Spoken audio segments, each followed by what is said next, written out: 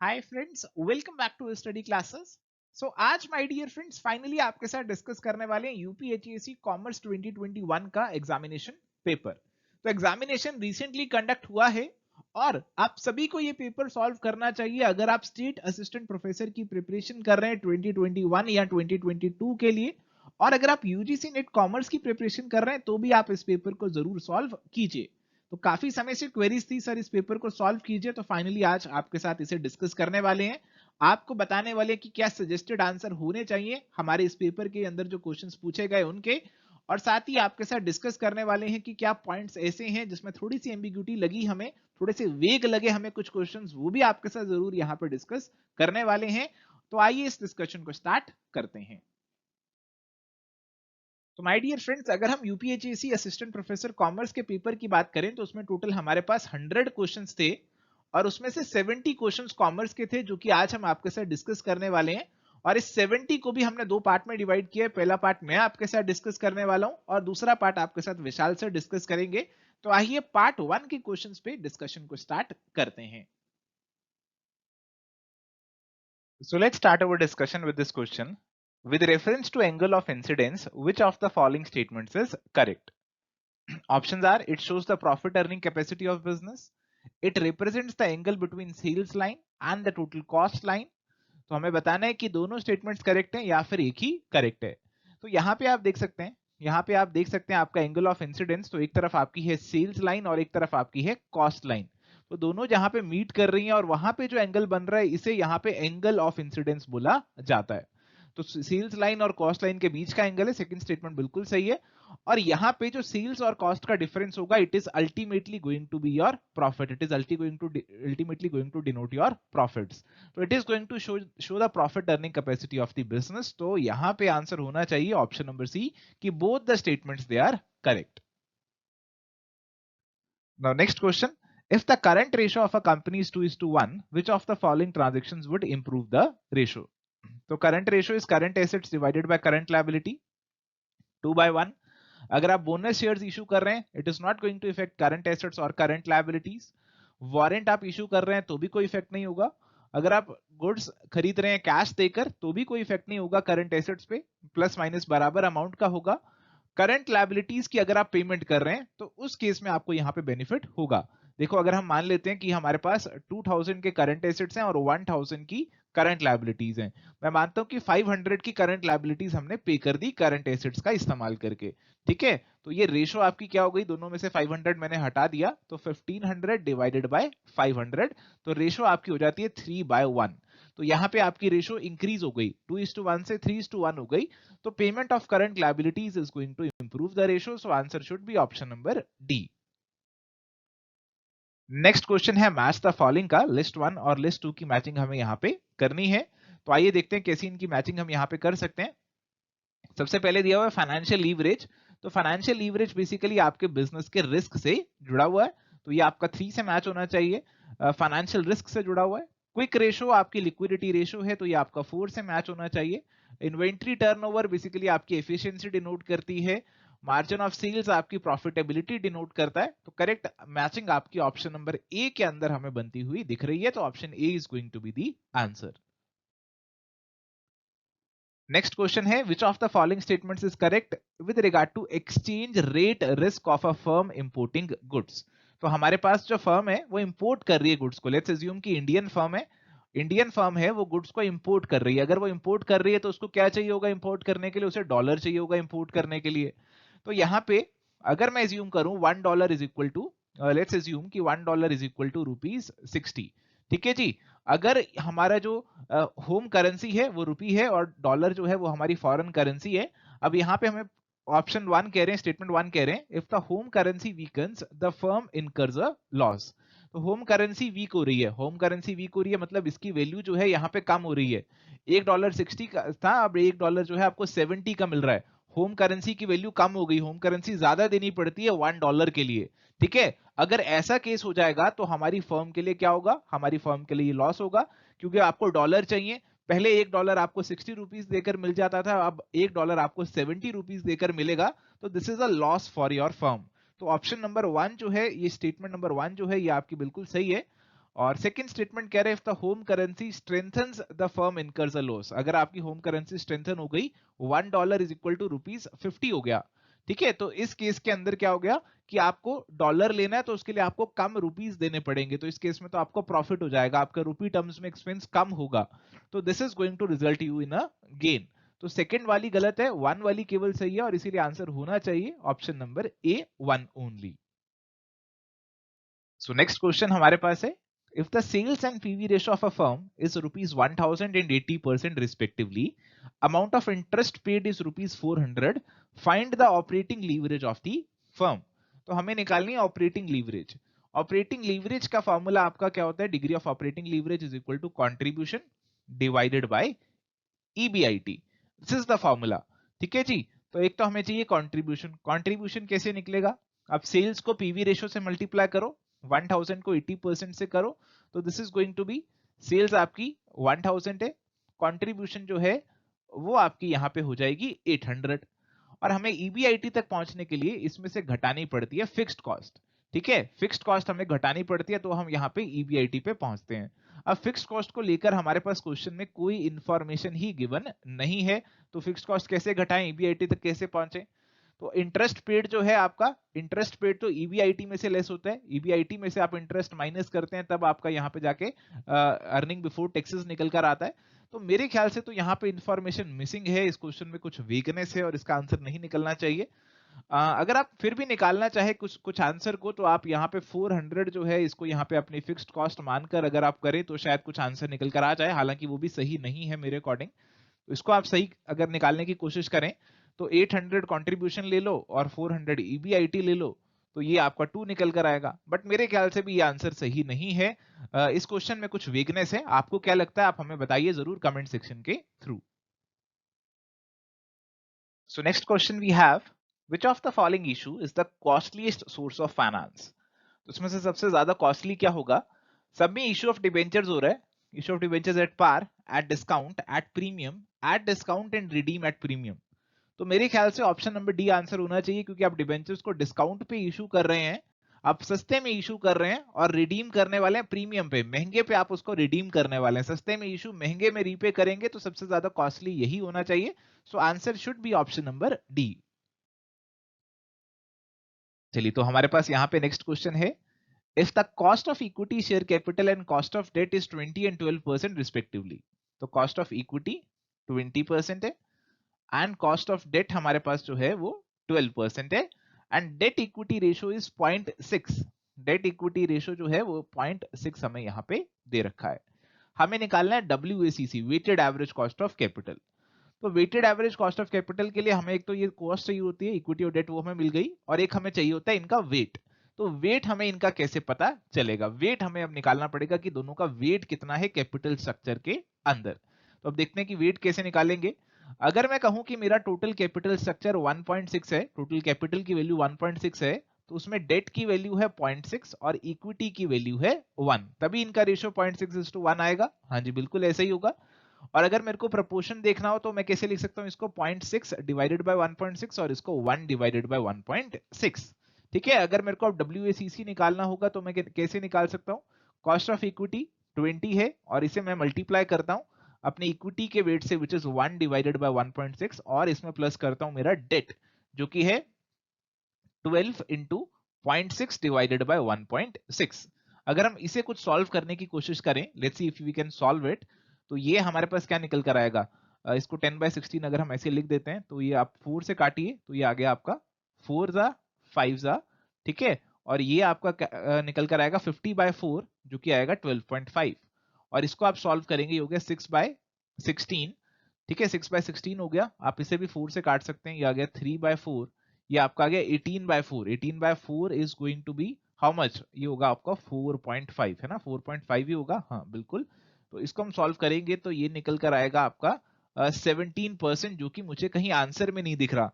तो आपको क्या लगता है क्या आंसर होना चाहिए, मेरे अकॉर्डिंग तो 17% आंसर निकल कर आ रहा है, बट आपको अगर लग रहा है कि इसका आंसर कुछ और होना चाहिए, कैसे आप कंप्यूट कर रहे हैं, किस तरीके से आप निकाल रहे हैं, तो जरूर हमारे पास कमेंट सेक्शन के थ्रू आप शेयर कीजिए। Next question is techniques of capital budgeting is applied to evaluate. तो कैपिटल बजटिंग की टेक्निक जो हम यूज करते हैं वो यूज करते हैं इवेल्युएट करने के लिए हमारे फिक्स्ड एसेट्स की इन्वेस्टमेंट को, फाइनेंशियल एसेट्स नहीं, करंट नहीं, वेस्टिंग नहीं। Answer should be option number B. Next question है which of the following is correct in respect of the hedging. Hedging का मतलब होता है कि आप अपने रिस्क जो है उसको मिनिमाइज करने की कोशिश कर रहे हैं। तो रिस्क को मिनिमाइज करने के लिए हमारे पास एक इंपॉर्टेंट तरीका है डेरिवेटिव्स का। अलग अलग टाइप्स के डेरिवेटिव्स हमारे पास अवेलेबल है, यहाँ पे फ्यूचर और ऑप्शंस की बात कर रखी है। तो मेरे हिसाब से तो आप दोनों से ही अपने जो रिस्क है आप उनको हेज कर सकते हैं, फ्यूचर कॉन्ट्रैक्ट में भी एंटर कर सकते हैं, ऑप्शन कॉन्ट्रैक्ट में भी एंटर कर सकते हैं। तो answer should be option number C.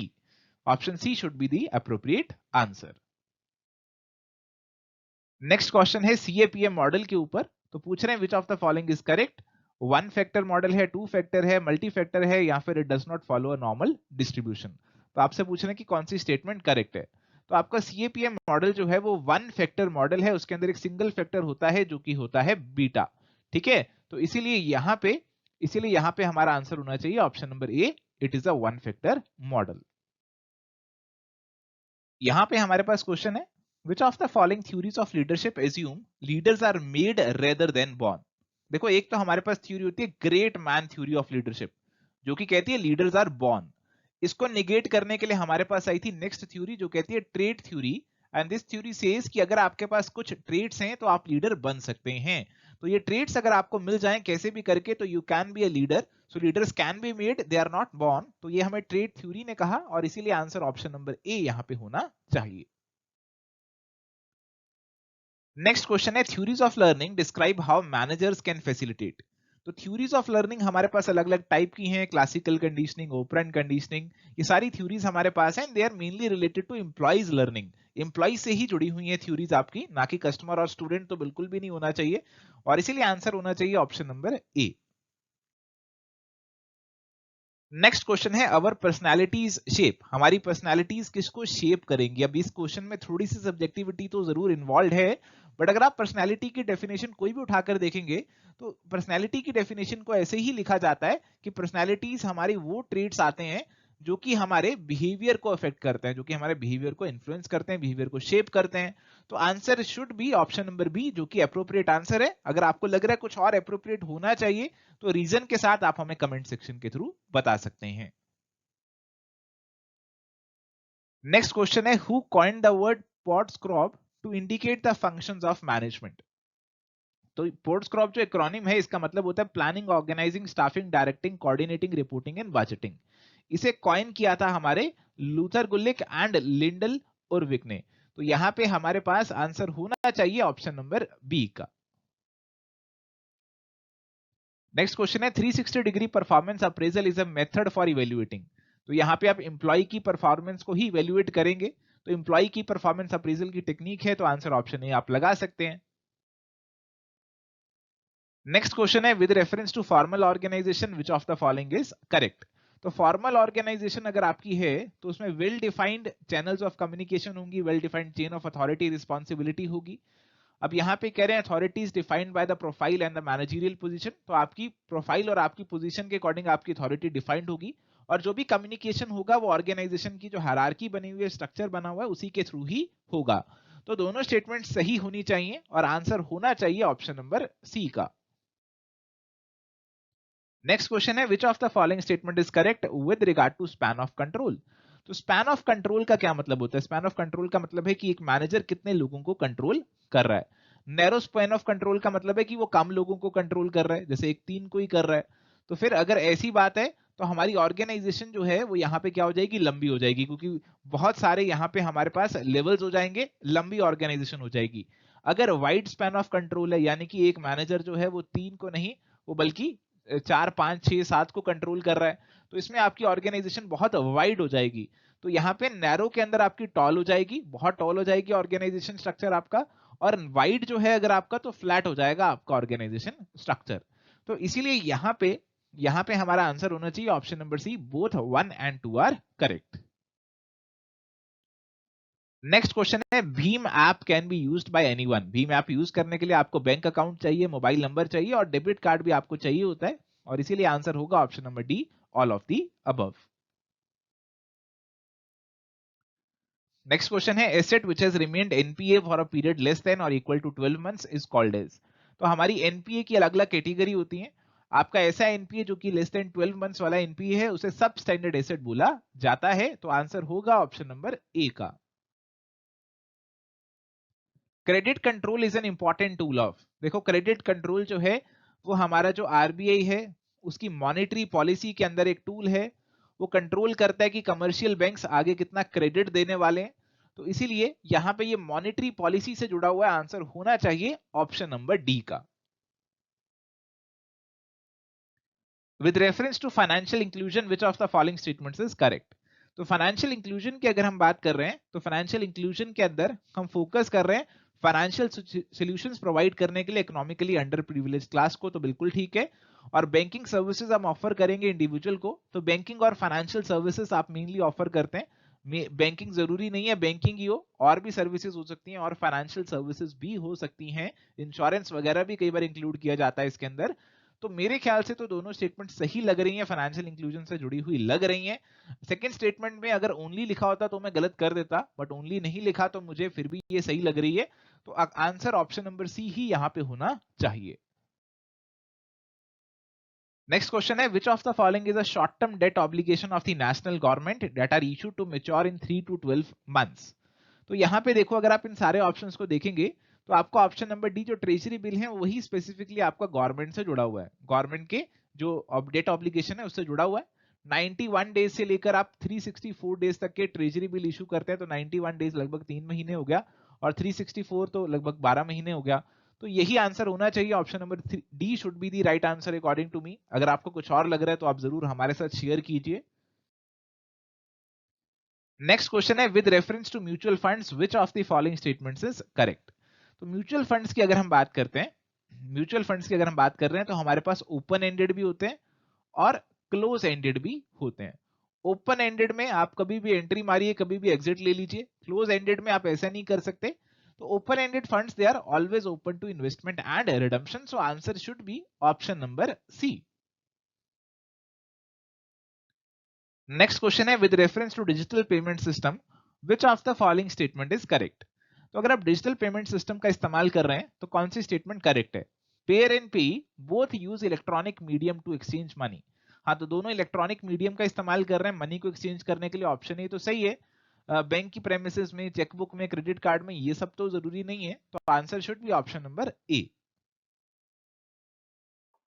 Next question हमारे पास है with reference to shelf prospectus which of the following statement is correct. तो यहाँ पे शेल्फ प्रोस्पेक्टस, ये सेल्फ नहीं है ये शेल्फ प्रोस्पेक्टस है, इसके बारे में कौन सी स्टेटमेंट यहाँ पे सही है ये हमें बताना है। तो शेल्फ प्रोस्पेक्टस जो है आपकी वो कंपनीज इशू करती हैं जिन्होंने आपके मल्टीपल बॉन्ड इश्यूज करने होते हैं फंड्स को रेज करने के लिए। तो ये वही कंपनीज इशू करती हैं जिन्होंने नॉन कन्वर्टिबल बॉन्ड्स जो है वो इशू करने हैं।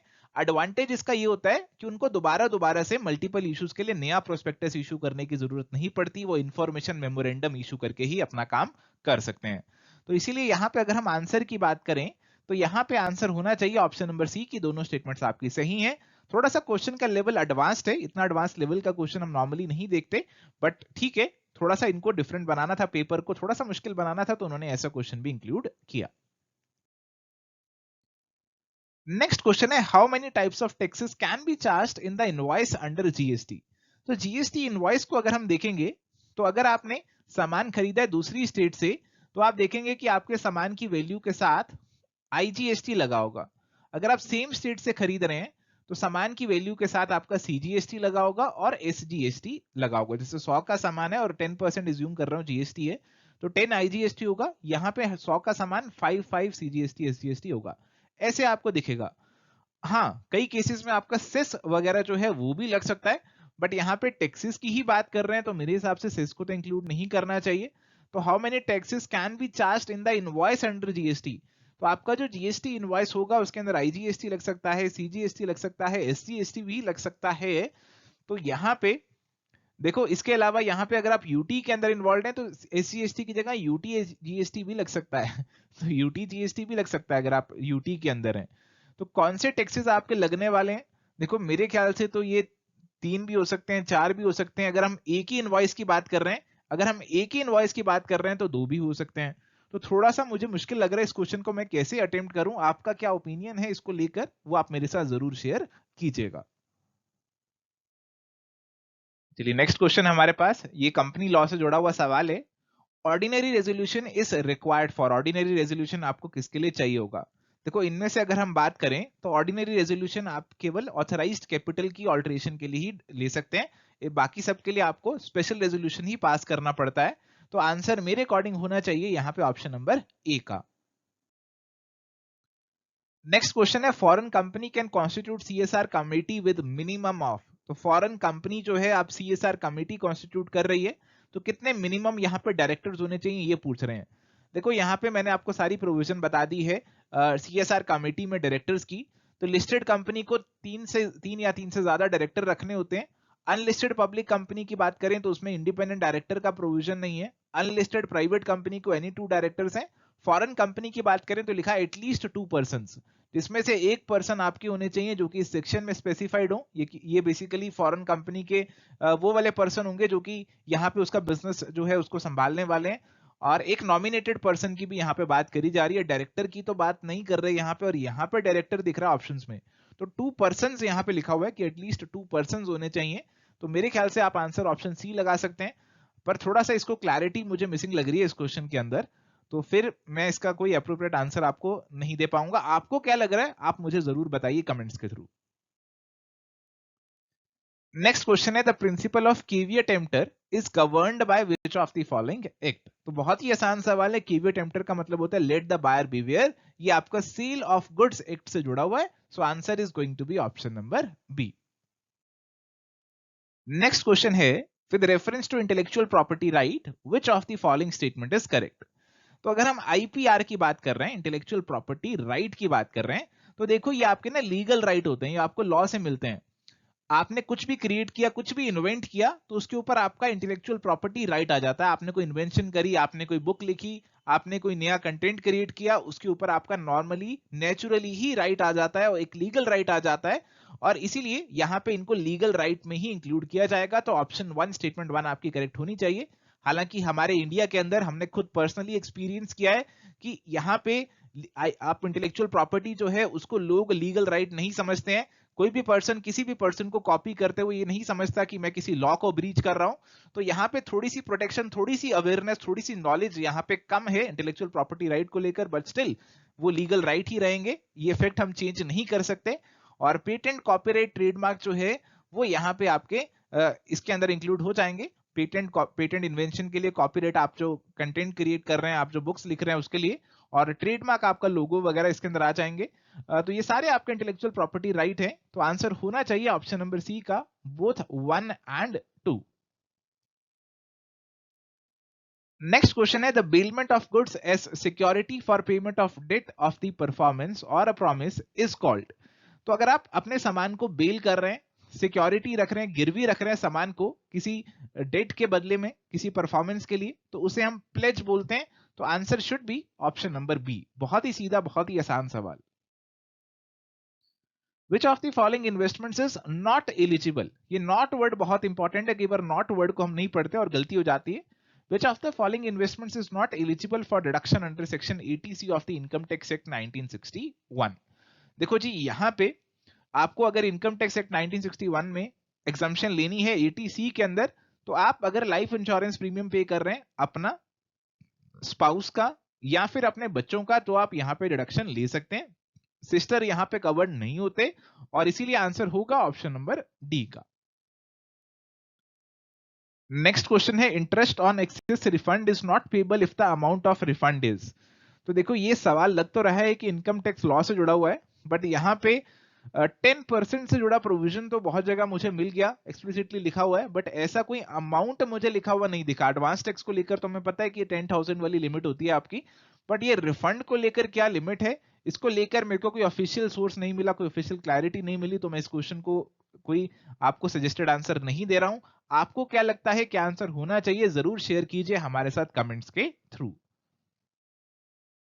नेक्स्ट क्वेश्चन हमारे पास है, Ram is super senior citizen and non resident Indian. तो राम सुपर सीनियर सिटीजन भी है और नॉन रेजिडेंट इंडियन भी है। तो एनआरआई है, एनआर है, वो रेजिडेंट नहीं है। Income tax exemption limit Ram के लिए क्या होगी? देखो हमारे पास जो एग्जम्पशन लिमिट्स अलग अलग होती है ना, अप टू 2.5 लाख वाली, 3 लाख वाली और सुपर सीनियर के लिए 5 लाख वाली, वो केवल रेजिडेंट के लिए होती हैं। अगर आप नॉन रेजिडेंट हो जाते हैं तो आप इनका फायदा नहीं उठा सकते, तो आपको जो आपकी जो स्लैब रेट है वो 2.5 लाख से ही शुरू होती है, 2.5 लाख से ही शुरू होती है, और इसीलिए correct answer should be option number D. Next question है हेल्थ एंड एजुकेशन सेस से जुड़ा हुआ। Amount of income tax shall be increased by health and education cess. और सेकंड कह रहे हैं amount of income tax and surcharge shall be increased by health and education cess. तो आप पहले अपने टैक्स लायबिलिटी के अंदर सरचार्ज जोड़ते हैं और फिर जो निकल कर आता है आप उस पे जोड़ते हैं हेल्थ एंड एजुकेशन सेस, जो कि है आपका 4%। तो फिर आपकी टैक्स लायबिलिटी निकल कर आती है। तो टैक्स प्लस सरचार्ज जो है वो यहाँ पे उस पर 4% लगाया जाता है।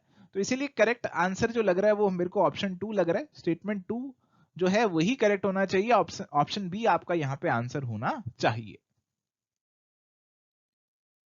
नेक्स्ट क्वेश्चन है अंडर ऑल्टरनेट टैक्स रिजीम। तो हमारी जो न्यू टैक्स रिजीम है उसके ऊपर सवाल है। Individual SSC can opt for the alternative tax regime under section 115 BAC। तो हमारा 115 BAC सेक्शन ये जो कि हमें नई टैक्स रिजीम का ऑप्शन देता है कि आप अडॉप्ट कर सकते हैं, इंडिविजुअल या एचयूएफ अडॉप्ट कर सकते हैं इसे। और यहाँ पे आपको अपनी इनकम जो कंप्यूट करनी है उसमें आपको कुछ इंसेंटिव्स नहीं मिलते, कुछ इंसेंटिव्स ब्लॉक किए गए हैं कि आप उनका फायदा नहीं उठा सकते। जैसे अपनी सैलरी इनकम निकाल रहे हैं तो काफी सारी एग्जम्पशंस आपको नहीं मिलती, काफी बेनिफिट्स आपको नहीं मिलते, तो उनका बेनिफिट आपको नहीं मिलेगा। तो total income is computed without availing of the blocked incentives. तो आपकी ये स्टेटमेंट भी सही है। आपकी दोनों स्टेटमेंट सही है, तो आंसर ऑप्शन सी का होना चाहिए।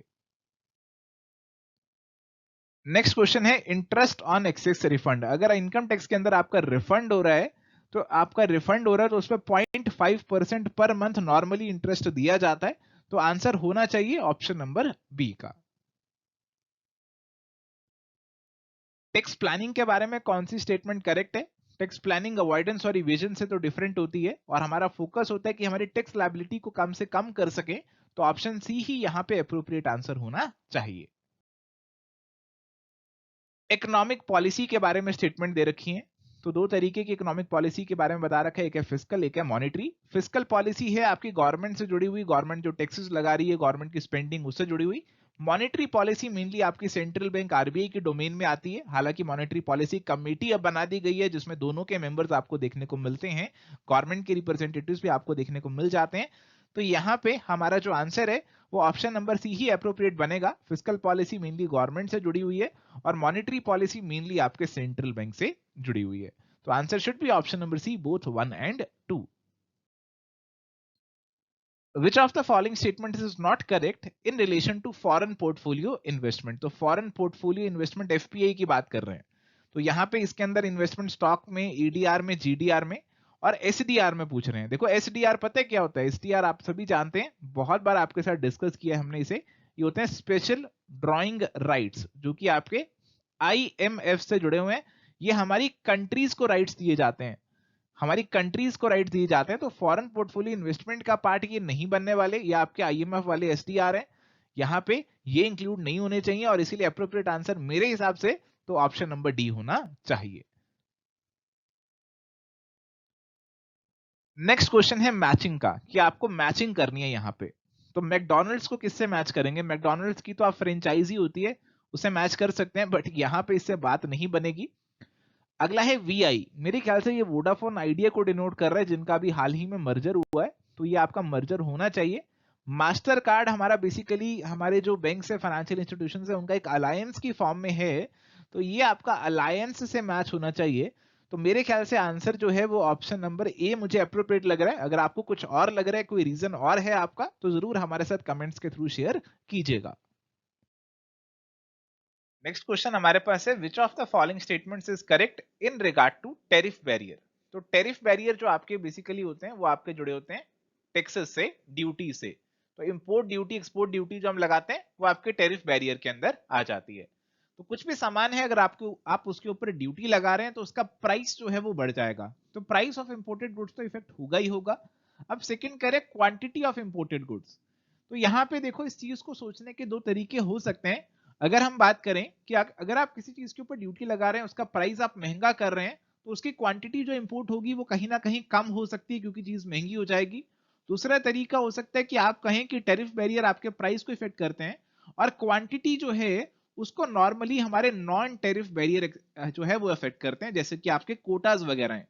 तो कोटाज वगैरह डायरेक्टली आपके जो क्वांटिटी है इंपोर्टेड गुड्स की उसको इफेक्ट करते हैं। तो मेरे ख्याल से तो आपको कोटास को ही, नॉन टैरिफ बैरियर्स को ही जोड़ना चाहिए ऑप्शन नंबर 2 के साथ, स्टेटमेंट 2 के साथ। 1 आपकी स्पेसिफिकली टैरिफ बैरियर से जुड़ी हुई है और इसीलिए मेरे हिसाब से आंसर अप्रोप्रिएट ऑप्शन ए लग रहा है। अगर आपको लग रहा है कि नहीं दोनों स्टेटमेंट सही हैं और आप मेरे पहले वाले रीजन से सहमत हैं तो मुझे आप जरूर बताइएगा कि आपको क्या ऐसा लग रहा है या फिर नहीं लग रहा। अप्रोप्रिएट आंसर मुझे फिलहाल ऑप्शन नंबर ए का यहां पे लग रहा है।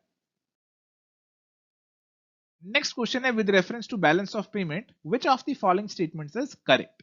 तो बैलेंस ऑफ पेमेंट की अगर हम बात कर रहे हैं तो यहां पे हमारे पास एक तो आ गया करंट अकाउंट और एक हमारे पास आ गया कैपिटल अकाउंट। करंट अकाउंट के अंदर आपके इंपोर्ट एक्सपोर्ट आते हैं, गुड्स के भी, सर्विसेज के भी और आपके ट्रांसफर पेमेंट्स भी आ जाते हैं। और कैपिटल अकाउंट के अंदर आपकी कैपिटल नेचर की ट्रांजैक्शंस आती हैं, जैसे एफडीआई है, बाहर से कोई लोन लिया, ये सारी चीजें आती हैं। तो करंट अकाउंट आपकी गुड्स और सर्विसेज से जुड़ी होती है और कैपिटल अकाउंट आपके इंटरनेशनल कैपिटल ट्रांजैक्शन से जुड़ा होता है। तो दोनों स्टेटमेंट यहाँ पे मुझे तो सही लग रही है और मेरे according answer option number C का होना चाहिए। नेक्स्ट क्वेश्चन है एड वेलोरम टैरिफ के ऊपर। तो आपके जो अलग अलग तरीके के टैरिफ होते हैं, एक आपके होंगे फिक्स्ड टैरिफ जो कि आप एक फिक्स्ड अमाउंट लेवी कर रहे हैं इंपोर्टेड गुड्स पे, कितने का भी सामान हो उस पर फिक्स्ड अमाउंट ही ड्यूटी लगेगी। और एक होता है कि आपके आइटम की वैल्यू पे डिपेंड करेगा कि कितने ड्यूटी लगेगी, जैसे आप कह रहे 10% ड्यूटी लगेगी तो जितने का आइटम होगा उस पर 10% ड्यूटी लग जाएगी। तो एड वेलोरम टैरिफ जो है आपका आइटम की वैल्यू पे लेवी किया जाता है।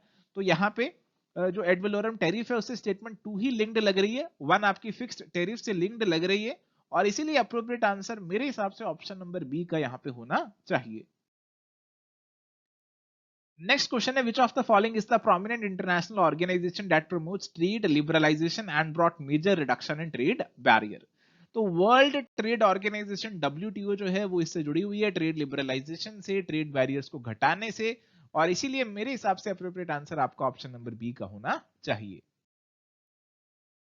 नेक्स्ट क्वेश्चन है आपका काइजन कॉस्टिंग से जुड़ा हुआ, आपको बताना है which are correct in regard to kaizen costing. तो यहाँ पे एक सिस्टम ऑफ कॉस्ट रिडक्शन है जिसमें आपका फोकस होता है कि आप कॉन्टिन्यूस इंप्रूवमेंट्स करने वाले हैं और आप कॉन्टिन्यूस इंप्रूवमेंट्स जो करेंगे उसमें कोई नेगेटिव इफेक्ट नहीं होना चाहिए क्वालिटी वगैरह के ऊपर। तो आपकी दोनों स्टेटमेंट यहाँ पे सही होती हैं और मेरे हिसाब से आंसर होना चाहिए ऑप्शन नंबर सी का।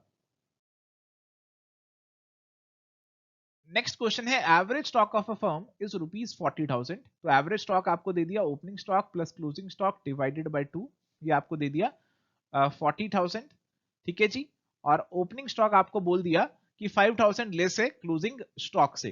तो आपको एक रिलेशन तो ये दे दिया opening stock plus closing stock is equal to 80,000 और दूसरा रिलेशन आपको दे रहे हैं कि ओपनिंग स्टॉक 5,000 लेस है क्लोजिंग स्टॉक से। तो अगर हम करें closing stock minus opening stock, ठीक है जी, closing stock minus opening stock is equal to 5,000, तो ये स्टेटमेंट भी सही हो जाएगी। अगर हम इन दोनों को ऐड कर दें, दो इक्वेशन हमारे पास बन गई हैं, इन दोनों को अगर आप ऐड कर दें तो क्लोजिंग स्टॉक की वैल्यू आ जाएगी। इन दोनों को अगर आप ऐड कर देंगे तो ओपनिंग स्टॉक आपका कैंसिल आउट हो जाएगा, है ना। टू क्लोजिंग स्टॉक आपका आ जाएगा 85,000, क्लोजिंग स्टॉक की वैल्यू हो जाएगी 42,500। क्लोजिंग स्टॉक ओपनिंग स्टॉक से 5,000 ज्यादा है तो ओपनिंग स्टॉक आपका आ जाएगा 37,500। तो ओपनिंग स्टॉक की वैल्यू बतानी थी तो ऑप्शन डी 37,500 आंसर होना चाहिए। नेक्स्ट क्वेश्चन है which of the following statement is correct in regards to life cycle costing. तो लाइफ साइकिल कॉस्टिंग के अंदर आप जो प्रोडक्ट है उसकी लाइफ साइकिल जो रहने वाली है उसके अंदर क्या उसकी रेवेन्यू, क्या उसकी कॉस्टिंग रहने वाली है, आप उसको इवेल्युएट करते हैं। तो एक तरीके से आप उसकी प्रॉफिटेबिलिटी को इवेल्युएट कर रहे हैं उसके लाइफ साइकिल के दौरान। और हमारे जो प्लानर्स हैं उनको कॉस्ट ज्यादा अच्छे से कंट्रोल करने के लिए एक टूल मिल जाता है लाइफ साइकिल कॉस्टिंग, वो देख सकते हैं कि क्या क्या कॉस्ट होने वाली हैं और कैसे उनको ज्यादा अच्छे से कंट्रोल किया जा सकता है। और इसीलिए करेक्ट आंसर मेरे हिसाब से यहाँ पे option number C both 1 and 2 होना चाहिए। नेक्स्ट क्वेश्चन है मार्जिन ऑफ सेफ्टी से जुड़ा हुआ, आप उसे कैसे इंप्रूव कर सकते हैं। देखो मार्जिन ऑफ सेफ्टी अगर आपको पता है actual sales minus break even sales होता है तो आसानी से आप इसको सॉल्व कर सकते हैं जी। तो देखो जी यहाँ पे मार्जिन ऑफ सेफ्टी को इंप्रूव करना है तो हमें पहले कह रहे हैं by lowering the break even point. तो अगर आप ब्रेक इवन पॉइंट को कम कर देंगे ये कम हो जाएगा। तो जाहिर सी बात है मार्जिन ऑफ सेफ्टी आपका बढ़ जाएगा। Adopting a better profitable product mix, तो प्रॉफिटेबल आपका प्रोडक्ट मिक्स हो जाएगा तो आप ज्यादा प्रॉफिट कमा लेंगे। तो उससे क्या होगा, या तो सेल्स भी बढ़ सकती है, ब्रेक इवन लेवल भी हो सकता है नीचे हो जाए, क्योंकि हो सकता है कि आपका प्रॉफिटेबिलिटी बढ़ने से पीवी रेशियो वगैरह इंप्रूव हो जाए और आपका ब्रेक इवन लेवल जो है वो आपका नीचे आ जाए। तो इससे भी आप अपने मार्जिन ऑफ सेफ्टी को इंप्रूव कर सकते हैं। तो correct answer option number C, both 1 and 2 होना चाहिए। So guys, this is the end of our discussion on the part 1 of the UPHESC Commerce 2021 paper. आपको कैसा लगा इस पेपर के बारे में आप हमें जरूर बताइए कमेंट सेक्शन के थ्रू, और अगर आपको किसी क्वेश्चन में डाउट है, आपको लग रहा है आंसर कुछ और होना चाहिए, तो जरूर आप वो भी हमारे साथ शेयर कीजिए। आगे के क्वेश्चंस आपके साथ डिस्कस करने वाले हैं विशाल सर, तो डिस्कस कीजिए अब आगे के सवाल। Hello everyone. So we will continue our discussion of part 2.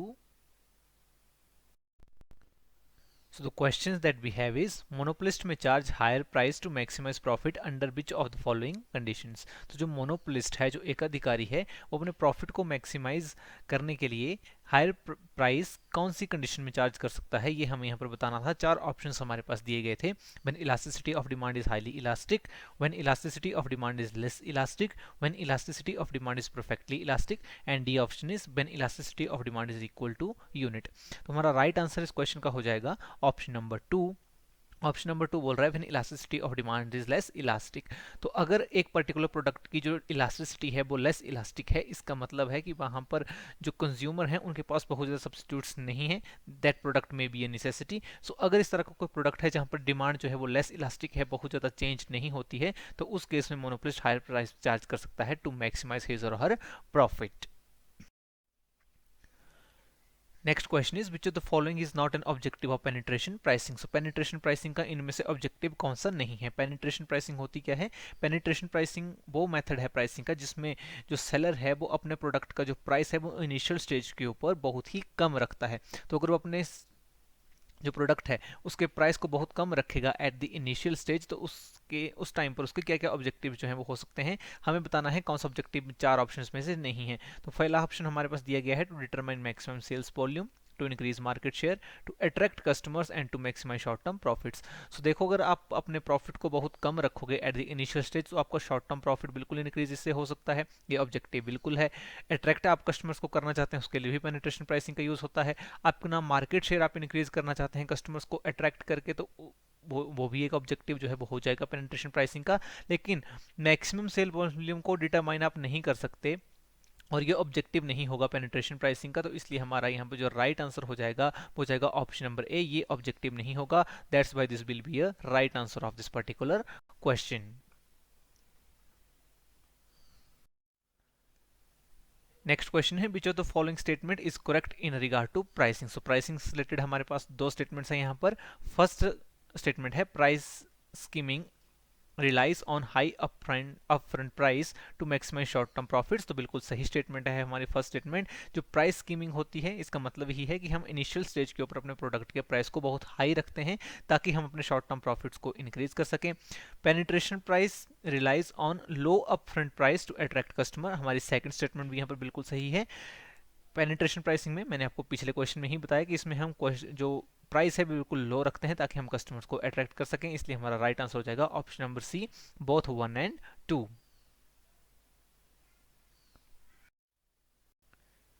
Next question is which of the following is correct in regard to imperfect competition. तो इम्परफेक्ट कंपटीशन के बारे में पूछा गया है कि कौन सी स्टेटमेंट करेक्ट होगी। ए ऑप्शन दिया हुआ है, एक A R curve is horizontal straight line parallel to X axis, M R curve is equal to A R curve, M R curve is higher than A R curve, and D is M R curve depends upon the elasticity of A R curve. So सही आंसर इसमें हमारा हो जाएगा option number D, बाकी तीनों ही option यहाँ पर गलत दिए हुए हैं। मार्जिनल रेवेन्यू जो कर्व है वो डिपेंड करता है upon the elasticity of average revenue curve. So right answer will be option number D. Next question is which of the following curve shows the firm's lowest cost per unit at each level of output। तो question हमसे पूछ रहा है कि कौन सा curve show करेगा firm की lowest cost per unit at each level of output. Options दिए हुए हैं long run average cost curve, B is short run average cost curve, C is long run marginal cost curve, and D is long run total fixed cost curve. So right answer will be option number A, long run fixed cost curve, क्योंकि long run में हमारे जो factors of production है वो variable हो जाते हैं, सो हमारी जो लोएस्ट कॉस्ट पर यूनिट होगी वो रिफ्लेक्ट करेगा long run average cost curve. ठीक है,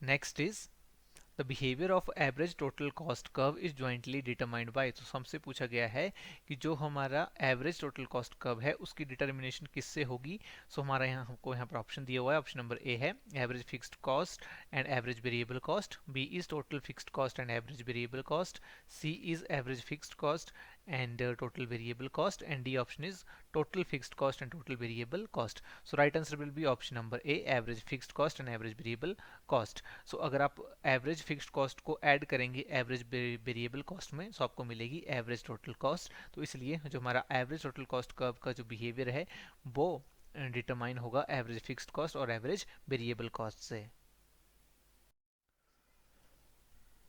next question is Spearman's rank correlation explores relationship between. तो स्पीयर्समैन रैंक कोरिलेशंस किसके बीच में रिलेशनशिप को एक्सप्लोर करती है, ये आपको इस क्वेश्चन में बताना था। ए ऑप्शन है 2 ordinal data, 2 interval data, 2 ratio data या फिर 2 नॉमिनल डेटा। तो स्पीयर्समैन रैंक कोरिलेशन जो है वो रिलेशनशिप शो करती है 2 ऑर्डिनल डेटा सेट्स के बीच में। ठीक है, ऑर्डिनल डेटा क्या होता है, जिसमें हम रैंक्स क्रिएट करते हैं। तो अगर आपको ये भी पता होगा कि हम रैंक्स देते हैं किसी पर्टिकुलर डेटा को, तो अगर आपको ये पता होगा कि हम ऑर्डिनल डेटा में जो पर्टिकुलर डेटा है उसको एक ऑर्डर में लगा सकते हैं, उसको रैंक्स प्रोवाइड कर सकते हैं, तो ये आपके क्वेश्चन में ही दिया हुआ था स्पीयर्समैन रैंक कोरिलेशन। तो रैंकिंग कहाँ होगी, ऑर्डिनल डेटा में होगी, इसलिए हमारा राइट आंसर हो जाएगा option number A. Next question है which of the following is related to positive association of attributes. तो हमें पॉजिटिव एसोसिएशन बतानी है कि नीचे जो हमारे सामने 4 ऑप्शंस दिए हुए हैं इनमें कौन से एट्रीब्यूट्स हैं जिनमें हमें पॉजिटिव एसोसिएशंस देखने को मिलती है। पॉजिटिव एसोसिएशन का मतलब है कि एक वेरिएबल अगर इंक्रीज होगा तो दूसरा भी होगा, एक कम होगा तो दूसरा भी कम होगा।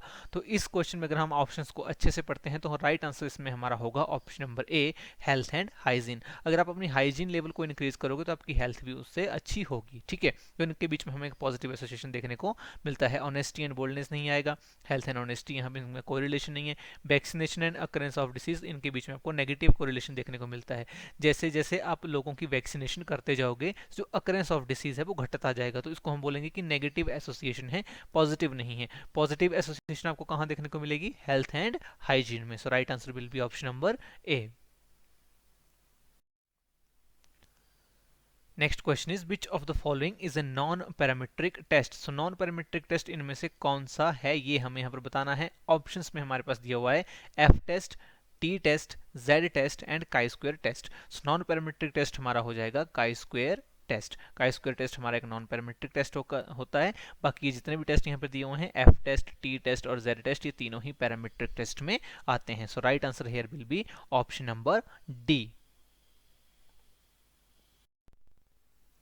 Next question is the fourth movement of Poisson distribution is. तो पॉइजन डिस्ट्रीब्यूशन का हमसे फोर्थ मूवमेंट पूछी गई है, तो इसमें आपको ये रिमेंबर ही होना चाहिए था। अगर रिमेंबर है तो आप इसको कर पाएंगे, अगर याद नहीं है तो आप इसको सॉल्व नहीं कर पाएंगे। So the fourth movement of Poisson distribution होती है m + 3m²। So option number B will be the right answer.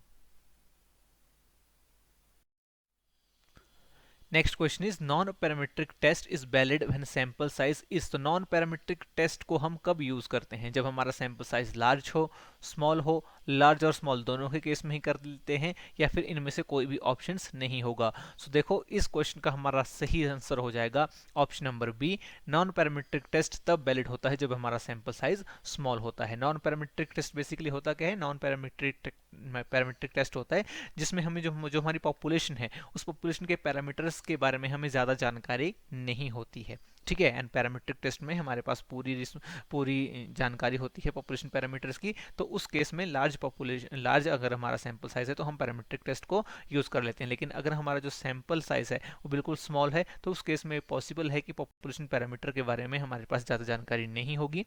तो उस केस में नॉन पैरामीट्रिक टेस्ट जो है वो वैलिड हो जाता है। इसलिए राइट आंसर हो जाएगा option number B. Next is goodness of fit is a distribution is tested by. So देखिए गुडनेस ऑफ फिट इसको हम टेस्ट करते हैं with the help of chi square test. इस क्वेश्चन का हमारा राइट आंसर हो जाएगा ऑप्शन नंबर डी। बहुत ये इजी क्वेश्चन था। अगर आपने काई स्क्वायर टेस्ट का बेसिक भी पढ़ा है तो आपको पता होगा कि गुडनेस ऑफ फिट इसमें हम जो है वो टेस्ट करते हैं। बाकी T test, F test, Z test ये कोई भी नहीं होगा क्योंकि तीनों ही हमारे जो है वो पैरामीट्रिक टेस्ट है। नॉन पैरामीट्रिक टेस्ट हमारा काई स्क्वायर टेस्ट है और इसी में हम गुडनेस ऑफ फिट को टेस्ट करते हैं। Next question is which of the following is the restricted non probability based sampling method. So बहुत ही आसान क्वेश्चन है ये, बिल्कुल बेसिक क्वेश्चन पूछा गया है सैम्पलिंग से। आपको बताना है non probability based sampling method इनमें से कौन सा है।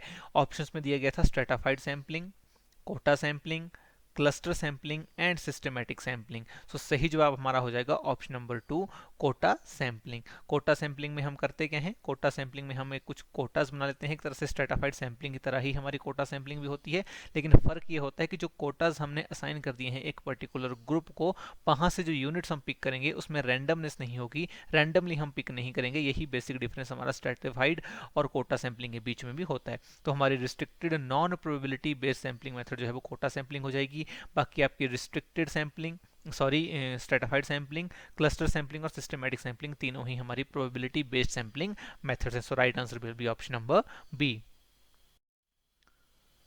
नेक्स्ट क्वेश्चन इज CRM यानी कि customer relationship management is a combination of business strategies that helps to build long lasting relationships। तो किन के बीच में long lasting relationships को build करता है customer relationship management। आपके पास ऑप्शंस दिए गए थे between companies and directors, between managers and customers, between employees and customers and D option is between companies and customers। तो इसमें हमारा जो सही जवाब होगा, मोस्ट अप्रोप्रिएट जवाब होगा वो होगा option number D between companies and customers। Her company क्या चाहती है कि उसके कस्टमर्स के साथ में उसका जो रिलेशनशिप है वो अच्छा हो। ठीक है, तो यही हमारा पर्पस होता है कस्टमर रिलेशनशिप मैनेजमेंट का कि कंपनी और जो कस्टमर हैं उनके बीच में एक लॉन्ग लास्टिंग जो रिलेशनशिप है वो क्रिएट हो। तो इसलिए राइट आंसर हमारा हो जाएगा option number D. Next is which of the following is the objective of market positioning. So market positioning का ऑब्जेक्टिव जो है वो क्या होता है ये आपको यहाँ पर बताना था।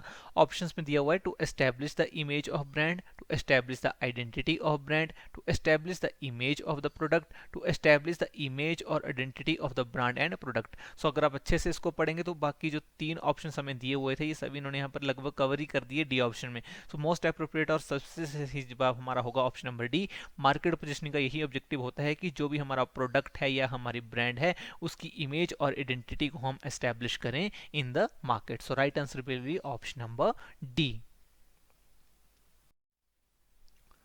Next question is which of the following mode is not an example of direct marketing। So direct marketing का example इनमें से कौन सा नहीं है। not यहाँ से आपसे पूछा गया है। ऑप्शन दिए गए हैं kiosk marketing, social media marketing, catalogs या फिर टेली मार्केटिंग। सो देखिए kiosk marketing, catalogs and tele marketing ये तीनों ही हमारे डायरेक्ट मार्केटिंग के एग्जांपल हैं। सोशल मीडिया मार्केटिंग हमारी डायरेक्ट मार्केटिंग का एग्जांपल नहीं है। सोशल मीडिया मार्केटिंग से कुछ केसेस में डायरेक्ट मार्केटिंग पॉसिबल है, लेकिन सिर्फ इसका यूज डायरेक्ट मार्केटिंग के लिए ही आप नहीं कर सकते। सोशल मीडिया मार्केटिंग का यूज कंपनीज इन जनरल भी करती हैं। सो डायरेक्ट मार्केटिंग का एग्जांपल सोशल मीडिया मार्केटिंग नहीं होगा। इसलिए राइट आंसर इस क्वेश्चन में हमारा हो जाएगा option number B social media marketing. So right answer will be option number B.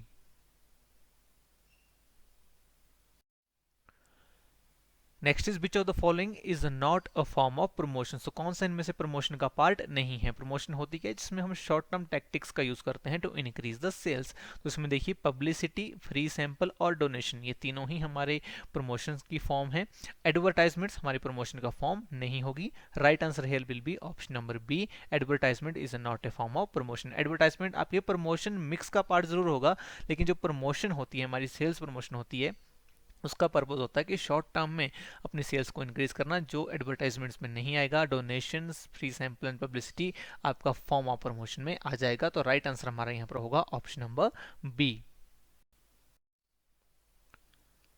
Next is marketing as the creation and delivery of standard of living to society, who gave this definition. तो हमारे सामने एक definition दे दी गई है marketing की, हमें बताना था ये किसने दी है। तो सही जवाब हमारा होगा इसका ऑप्शन नंबर सी, पॉल मजूर। सो पॉल मजूर ने ये डेफिनेशन दी है।